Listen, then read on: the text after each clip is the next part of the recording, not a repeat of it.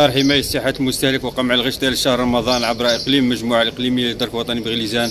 تمكن أفراد الكتيبة الإقليمية للدرك الوطني بغليزان أثناء قيامهم بخدمة على مستوى محور الدوران الرابط بين طريق الولائي رقم 13 ومحول طريق سيار شرق غرب بلدية بالعسل من توقيف شاحنة بثلاجة، وبعد مراقبة الوثائق الإدارية الخاصة بها وتفتيشها تفتيشا أمنيا تم العثور على متنها على كمية معتبرة من اللحوم البيضاء تمثلت في حوالي 16 قنطار من دجاج منزوعة الريش والأحشاء وحوالي قنطار من أحشاء الدجاج دون امتلاك صاحبها شهادة الطبيب البيطري وشهادة الاعتماد الصحي. تقدر القيمة المالية الإجمالية للسلع المحجوزة ب50 مليون سنتيم.